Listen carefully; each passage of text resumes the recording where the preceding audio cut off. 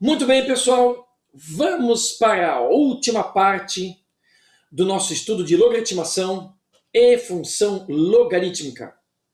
Iniciando essa última parte, vamos fazer mais um exemplo. Aqui está o exemplo número 5. A população de um país cresce de acordo com esta lei, que eu já escrevi aqui embaixo, onde é a taxa de crescimento anual, N é o número de anos, P0 é a população no instante para a qual N igual a zero, população inicial. E a pergunta é: em quantos anos a população desse país, com taxa de crescimento anual de 3,5%, duplicará? Então queremos saber quantos anos. Aqui está, queremos saber o N. Certo? Que em alguns casos também é representado por T, de tempo, né? N. Sabemos que a taxa é 3,5%, mas a gente não coloca a porcentagem nessa função exponencial. Então a gente escreve isso aqui na forma de fração, porque na verdade isso aqui é uma simplificação dessa representação aqui, ó. 3,5 por 100. 3,5%. Ok? Executando essa divisão, nós temos aqui, ó, 0,035. Para quem estiver acostumado, quase que já faz direto, né? A gente sabe que a porcentagem normalmente varia de 1 a 99, então são essas duas casas aqui, ó, de 1% até 99%. Então 3% sempre ocupa essa casa aqui. Tem uma mais porque é 3,5%. Ok? Para quem já faz direto aqui, já enxerga essa proporção, né? Caso contrário, divida aqui, está tudo certo.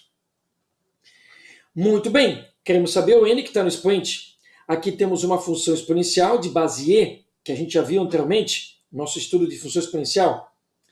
E esse modelo aqui é muito similar àquele modelo de capitalização contínua. Então a gente pode dizer que aqui nós temos um crescimento exponencial contínuo, porque tem a base E. E a taxa aparece aqui em cima, né, no expoente. E a pergunta para o tempo N é para quando a população vai duplicar. Mas nós não temos a população inicial, o que não é um problema nesse caso. Porque se a gente definir a população inicial como P0, a população que vai ter, que vai ser determinada aqui para o nosso tempo, ela é o dobro da população inicial, porque ela vai duplicar. Então como é que a gente pode escrever o dobro disso aqui? A gente pode escrever 2 vezes a população inicial. Não importa quanto ela seja, ela vai chegar no dobro da inicial. Então está tudo certo. Que continua a população inicial que não sabemos. O E a gente deixa como está, porque é o número de Euler. O I é 0,035 e o N. Para resolver essa expressão, a gente costuma deixar uma base de cada lado. Então o P0 que está multiplicando vai passar dividindo, que é a população inicial. Olha só. E aí que temos E elevado a 0,035 N. Percebam, pessoal, que aqui nós podemos simplificar. Esse tipo de problema pode ser resolvido sem o dado da população inicial, considerando que você deu um valor da população numa certa proporção a ela, né? Ok? Então, olha só.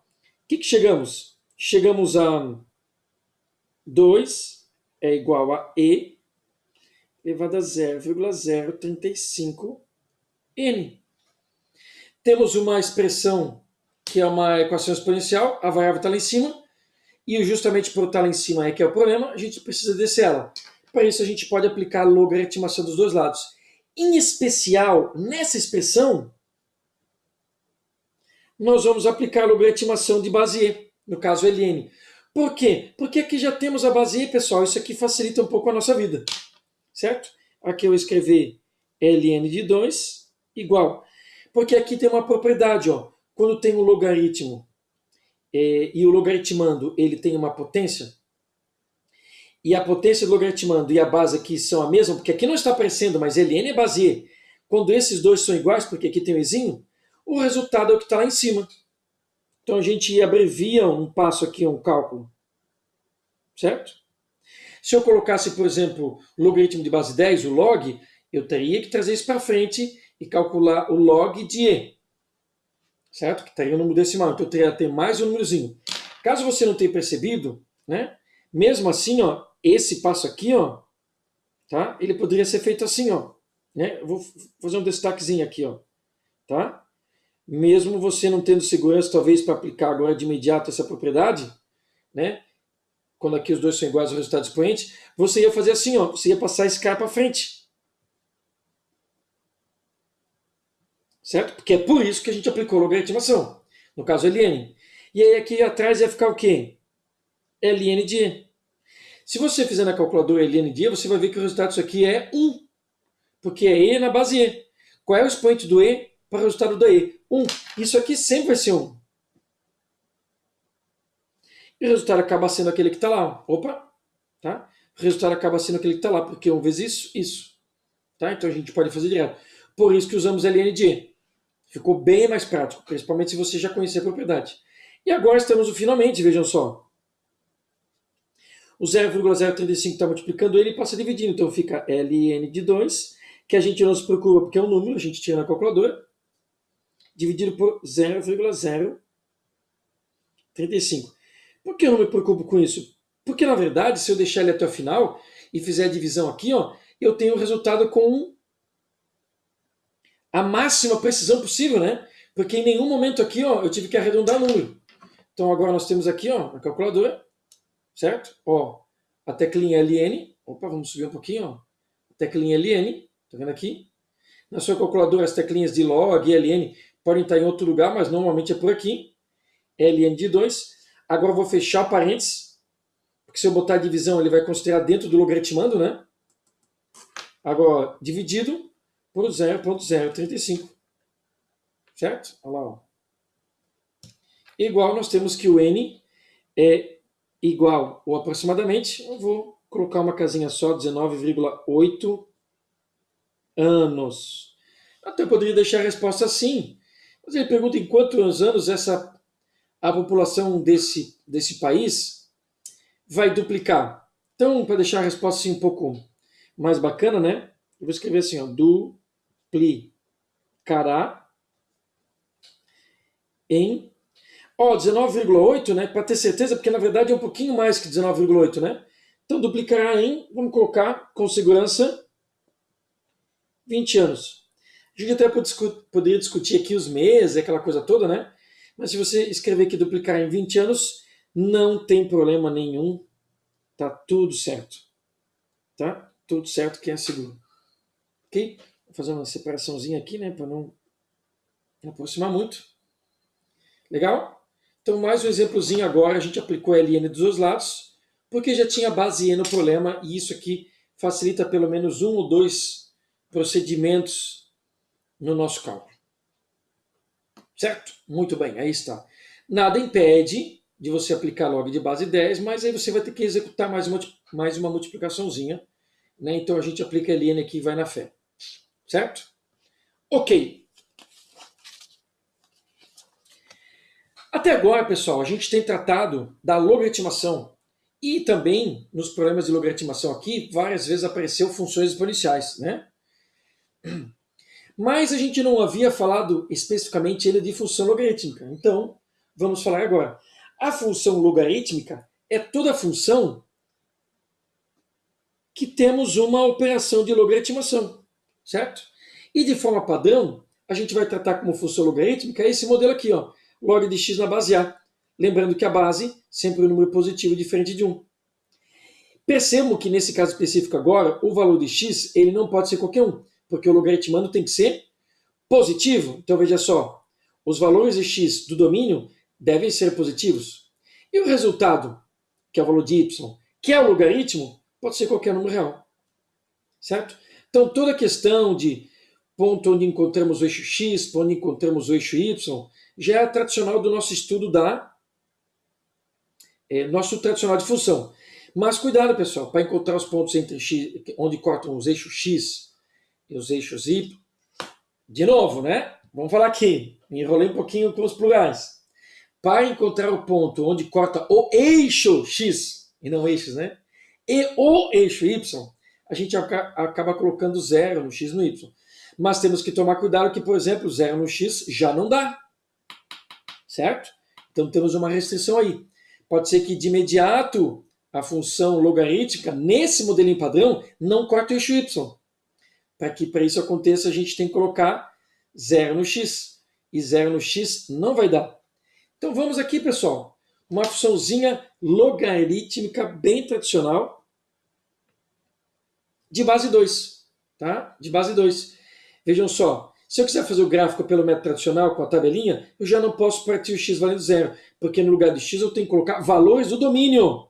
E domínio da função desse tipo, onde o x está logaritmando, já tem que ser só valores positivos. Então já partimos do meio. O 0 não vai dar. E vocês podem perceber que o gráfico vai ser uma curva aberta infinita, do tipo que a gente fez na função exponencial, só que agora está numa posiçãozinha um pouquinho diferente. E notem, ela vai cortar o eixo x, mas não vai cortar o eixo y. Aqui no eixo y agora, pessoal, nós temos uma assíntota vertical. Tá? Uma assíntota vertical aqui. Aqui a gente tem esse gráfico cada vez descendo e cada vez se aproximando mais do eixo y. Mas nunca vai ter o x valendo 0. Certo? Então temos uma assíntota vertical. Aqui para os valores, para ter resultados para y aqui, todos os valores inteiros bonitinho, na verdade a gente preparou os valores aqui ó, no lugar de x. Mas você poderia colocar qualquer valor. Então se você perceber, nós colocamos o que aqui do lado de cá? Ó? Colocamos 2 na menos 1. Colocamos 2 na 0. Colocamos 2 na 1. 2 na 2. E 2 na 3. Colocamos potência de base 2 porque a base da função logarítmica aqui é 2. E aí, se você tem a mesma base, o resultado é sempre o expoente. Note que o resultado aqui de f de x ó, é o expoente. Aqui a gente não apresentou, né? Deixei o valor como está, mas você vai perceber que o resultado é expoente. Porque aí, quando tem logaritmos de logaritmando e o logaritmo de mesma base, o resultado é expoente. Certo? Então eu já fiz com esses valores para facilitar aqui, mas eu poderia ter colocado meio, 2, 3, 4, 5, 6, 7, 8, sem problema nenhum. Coloquei para que a gente tivesse valores aqui de f de x inteiros, bonitinhos. E aqui está a nossa função logarítmica. O que a gente pode comparar com a função exponencial? Na função exponencial, o gráfico para valores y, ele começa crescendo devagarzinho e depois dispara. Na função logarítmica, é o contrário, ela dispara no começo e depois vai crescendo bem devagarzinho. Então a gente pode dizer que a função exponencial tem crescimento rápido e a função logarítmica tem crescimento lento. Isso no decorrer, no aumento dos valores de x. Porque no começo, né, elas não se comportam assim. Tá? Ela é uma função crescente porque base maior que 1. Mesma coisa que função exponencial. Olha o que nós fizemos aqui. Agora botamos uma base entre 0 e 1.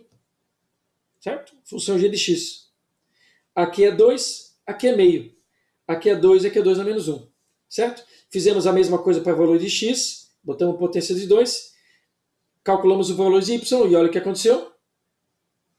A função decrescente. Novamente ela não encosta no eixo y, porque eu não posso botar 0 no x. E ela é decrescente porque a base está entre 0 e 1. Mesma coisa que a função exponencial. Ok? Só que desse jeito, ó, ela vai decrescendo, decrescendo, e aqui ela tem um decrescimento bem suave. Tá? A assíntota vertical em x igual a 0. Na função exponencial, a gente tem a assíntota horizontal. Na função exponencial, ou melhor, agora na função logarítmica, temos a assíntota vertical. E o conjunto imagem real e o conjunto imagem real. Essa relação aqui ó, da função exponencial para a função logarítmica, ela é inversa, né? Aqui nós temos domínio, e esse aqui é o conjunto imagem da função exponencial padrão. Ok? E aqui nós temos o conjunto... Aqui é contradomínio, né? Então eu não vou falar para não fazer confusão, tá? Mas é o inverso. Ok? Domínio contra domínio e imagem para a função exponencial e logarítmica. Claro, função padrão, né, pessoal? Função padrão, tá? E aqui eu fiz um panorama só, porque a gente já está acostumado com todo esse procedimento de marcar pontos no plano cartesiano e ver a curva. Basta você saber que a função logarítmica tem uma curva chamada de curva logarítmica, que ela tem um visual, né, da função exponencial, só que ela está em outra posição. E é uma curva aberta e infinita. E a gente pode falar um pouco mais sobre isso, né, daqui a pouquinho. Aqui eu tenho um caso, pessoal, só que eu coloquei um termo diferente aqui, ó, no lugar de x, né? E para vocês verem o que acontece com a curva logarítmica, olha só. Mudando a posição desse x, eu mudo a assíntota. Ela saiu do zero e foi para o 1, em virtude desse 1 que eu coloquei aqui, subtraindo. Tá? E a curvatura dela aqui é a mesma da curvatura da função logarítmica de base 2. Certo? Também continua crescente, porque a base maior que 1 assim por diante. Tá? Só que eu consigo deslocar a assíntota. Então, se eu consigo deslocar a assíntota para a direita, eu também consigo deslocar para a esquerda. Basta que eu coloque um mais 1 aqui. Certo? Se eu colocar um mais 1 aqui, aí eu vou poder ter alguns valores de x negativo. Legal? Então também consigo deslocar a curva nesse sentido e também consigo deslocar a curva para cima e para baixo. Tá? Eu vou acrescentando termos, né, acessórios aqui na função logarítmica padrão, que é essa que vocês estão vendo aqui. Ó. Certo? Aí está.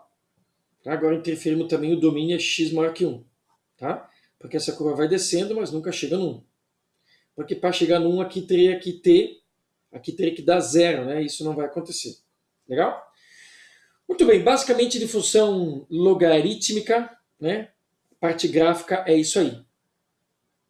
Lembrando que a função logarítmica ela tem assíntota vertical, tá? A função exponencial tem assíntota horizontal. Uma contrária da outra.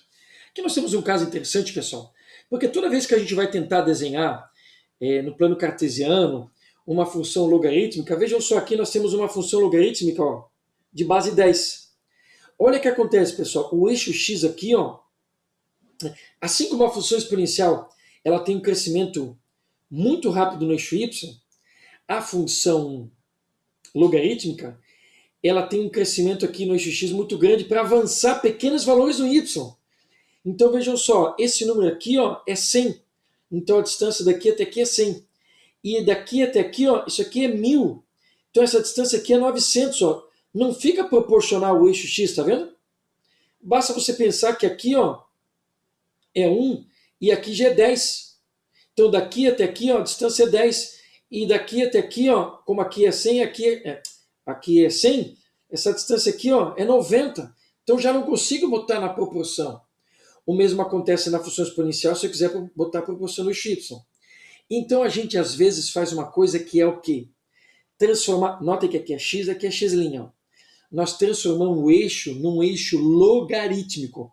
Agora sim, pessoal, olha só. Aqui as distâncias são todas elas iguais, tá vendo? Ó? Só que aqui, ó, 10 na 0, 10 na 1, 10 na 2, 10 na 3.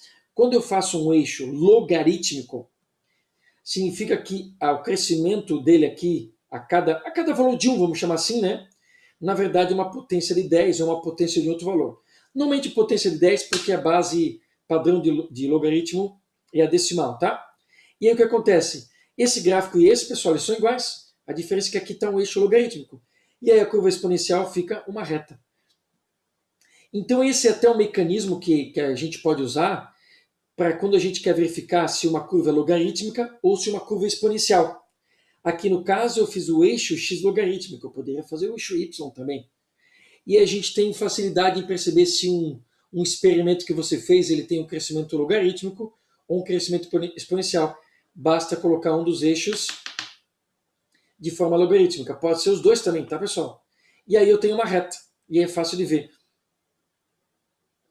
Se você quiser fazer à mão, pessoal, isso aqui, você tem até papel quadriculado que tem o quadriculado logarítmico, tá? Em divisão logarítmica, num eixo ou até nos dois. E se você quiser fazer isso aqui, estiver construindo um gráfico, por exemplo, no Excel, o Excel também tem essa função de você colocar os eixos em escala logarítmica, tá? Então, bastante útil em alguns estudos, né, que a gente tem na parte de engenharia. E aí você consegue ver como é que é o crescimento. O crescimento não é linear, tá, pessoal? Quando eu faço isso aqui, o fato de ter dado uma reta justifica que o crescimento é logarítmico ou então exponencial, dependendo do caso. Tá? Uma aplicaçãozinha bem interessante. E possibilita que você coloque o gráfico, né, de forma proporcional aqui, porque como está vendo aqui, ó, não é. Certo? A gente fez uma representação simplificada aqui, porque a proporção do eixo x não está ok. Certo? Muito bem. Para finalizar, pessoal, a gente faz um comparativo, né, sobre essas duas funções, porque Potenciação e a logaritmação são funções, são operações inversas. Então as funções também serão funções inversas. Como a gente define o conceito de função inversa? Quando você tem duas funções do plano cartesiano e você traça aqui uma linha ó, a 45 graus no primeiro, no terceiro quadrante, essa linha 45 graus a gente conhece, é y igual a x. Tá? É a função do primeiro grau, conhecida como função identidade. Porque a taxa de variação dela é 1 e o coeficiente angular é 1, aqui o ângulo dela é 45 graus, porque a tangente de 45 é 1. Muito bem. Aqui, pessoal, eu tenho gráfico, né? Genérico de uma função exponencial de base A. E aqui eu tenho um gráfico genérico de uma função logarítmica de base A. Crescente, crescente. Se no lugar desse A, pessoal, eu botar 2 elevado a x, isso aqui é logaritmo de x na base 2. Vocês notem que as curvas, elas têm... A gente até pode falar que elas são iguais, né? Elas não são iguais, né? Mas a figura é a mesma, só que elas são espelhadas em relação a essa linha aqui, ó. Tá, ó. Se a gente virar aqui, você vai ver, olha só, né? Uma é espelho da outra. E a linha é a função identidade.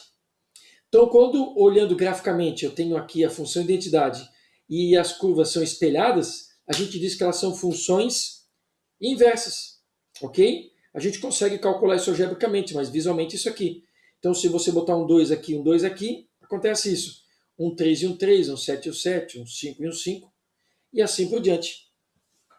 O mesmo acontece se eu fizer com a função exponencial decrescente. Se aqui no lugar do A eu botar um meio e aqui um meio, eu teria os gráficos espelhados. Aqui, pessoal, não fica tão evidente, mas vejam só. Está aqui a função identidade, ó. O que vem até aqui tem espelho do lado de lá. O que tem desse lado tem espelhado do lado do outro. Aqui uma invade, né? A linha de reflexão, vamos dizer assim, uma da outra.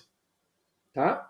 Então, função exponencial e funções logarítmicas de mesma base, uma é inversa da outra. Opa, eu não estava mostrando. Ó. Função logarítmica e função exponencial de mesma base, ó, a o mesmo valor, uma é função inversa da outra, certo? E aqui, pessoal, a gente mostra ó, como é que é o crescimento de uma função exponencial, né? Notem, pessoal, que esse gráfico aqui, ó, ele teve a alteração na proporção dos eixos, né? Um em relação ao outro, né? Aqui ele está proporcional, 5, 10, 15, 20. E aqui também, 10, 20, 30. Mas aqui o 10 ó, não é o mesmo tamanho que aqui, tá vendo? Se você notar aqui, o 10 ó, é praticamente o dobro desse. Então, essa função aqui, ó, que a gente sabe que é 45 graus, ela não vai estar 45 graus. Se fosse 45 graus, ó, função identidade, seria mais ou menos onde eu coloquei aqui a caneta, tá vendo? Então caiu um pouco, né, essa inclinação, o ângulo não está visivelmente 45 graus, porque essa escala aqui está proporcionalmente diferente dessa, tá vendo? Ela é maior, ó, tá? Essa distância é 10, o 10 está aqui, ó, tá? Então, olha, não há problema em as proporções dos eixos não serem a mesma, né, um em relação ao outro. Mas olha só, você sabe que está diferente, né, só olhando por esse cara aqui. Veja essa função, pessoal, é ln de x, a logarítmica de base. Olha o crescimento dela. Ela cresce bem devagarzinho. Um olhar desavisado pode até achar que é uma reta, tá vendo? Mas não é, porque estamos numa escala né, bastante grande aqui. Então o crescimento da função logarítmica é bem suavezinho. Agora já o e na x, ó, que é a função inversa dessa aqui, ó, né? E elevado a x, o chapeuzinho é a potência, né? Olha o crescimento grande aqui. E notem que essa função ela tem um crescimento maior que a função do segundo grau, x ao quadrado. Tá? Ela cresce mais rapidamente, ó, porque ela precisa menos avanço no x para crescer mais. Ok? Então a função exponencial tem um crescimento maior que a função do segundo grau. Tá? A função potência também pode ser chamada, né? Função potência de grau 2. Quando é só, a função potência é quando ela tem só o termo x, né? X ao quadrado, x ao cubo, x na sexta, ela não tem os outros termos. A gente chama de função potência. O coeficiente do x até pode ser diferente de 1, tá, pessoal? Mas normalmente só x ao quadrado, x ao cubo, x na quarta, x na quinta, função potência. Certo? Não é função exponencial, tá, pessoal? Função potência. E a gente vê, né? Exponencial cresce rapidamente, logarítmica cresce devagarzinho. Tem vários fenômenos que têm função logarítmica, tá, pessoal? Por exemplo, a escala de abalo sísmico, a escala Richter de terremoto, né? Normalmente para medir energia de terremoto, etc e tal, ela é uma escala logarítmica, tá? Muito bem. Para finalizar mesmo, pessoal, tem uma coisa interessante aqui, ó, a gente não passa por esse estudo, porque hoje em dia todo logaritmo a gente usa a calculadora, né? Ou quando não tem a calculadora para um exercício que a gente faz uma prova de concurso, alguma coisa assim, o valor está lá. Mas em tempos antigos, como você usava uma tábua de logaritmo, você aprendia a montar essa tábua.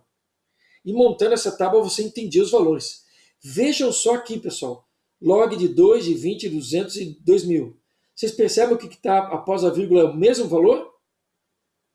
Tem até mais casas aqui, né? Mas a gente colocou algumas. É o mesmo valor, pessoal.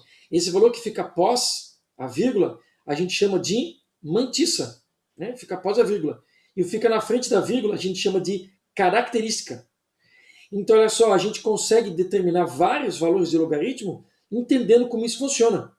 Vejam só, o log de 2 é esse aqui. Se eu tenho log de 2, eu consigo todos os logs dos números em que o logaritmando é multiplicado por 10. Porque, olha só, ele tem a mesma mantissa. Isso para logaritmos decimais, pessoal, tá? Isso funciona para logaritmos decimais. Então, todos os valores da tábua de logaritmos são de logaritmos decimais, ok?